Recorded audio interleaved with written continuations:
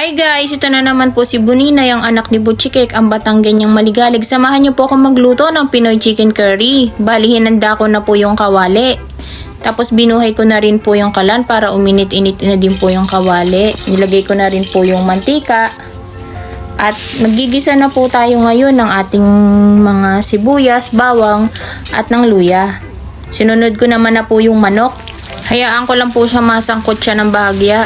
Ayan po, sinasangkot siya ko na po. Dapat nga po ay ang aking lulutuin ay chicken biryani. Kaya lang, hindi nga po ako nakahanap ng ingredients dito sa supermarket. Kaya ngayon, ito, chicken curry na lang ang ating lulutuin. Pinoy chicken curry version. Nilagyan ko na rin ng laurel. Tapos yan, hilalo-halo ko na rin po. Hinintay ko lang di maluto-luto yung manok. Kasi madali lang maluto yung manok eh. Nilagyan ko na rin ng patis. Bali, hindi na po ako naglagay ng asin. Patis na lang po yung nilagay ko. Hinalo-halo ko po siya para lumasa yung patis sa manok. Tapos ilalagay ko na rin po yung gulay, carrots, patatas. Kasi para makasama na po siya sa paglambot ng manok. Bali, digay tuloy-tuloy lang ang paghahalo at nang may spread evenly. Wow, spread evenly. Tapos yan, sige, halo lang ng halo. Hinaan ng konti ang apoy. Tapos yan, nilagyan ko ng kaunting turmeric powder para may lasa-lasa ba siyang parang luya-luya. At gusto ko kasi sa ganito yung medyo gingery flavor.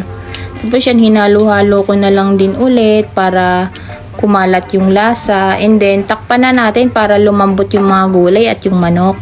Hintayin lang natin hanggang sa lumambot. Ilang minuto habang naghihintay.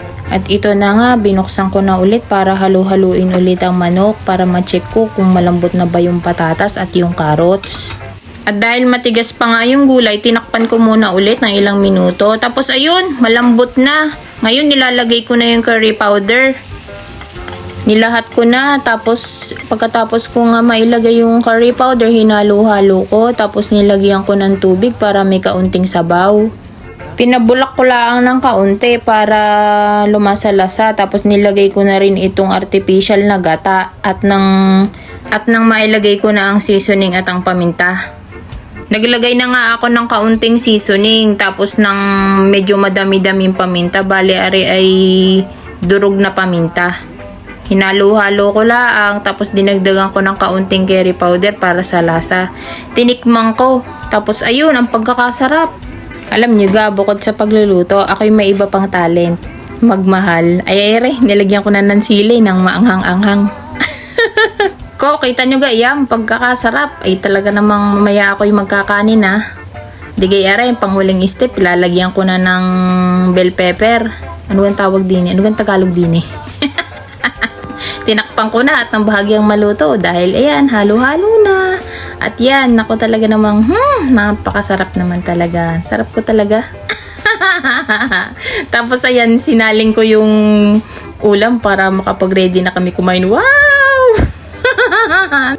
Digay yan ang finish product. Ala, at ako'y pasal na, ako'y kakain na. Yo, naman pagkakasarap ng aking version ng Pinoy Chicken Curry Ay salamat ho sa panonood. Sa susunod uling pagluluto.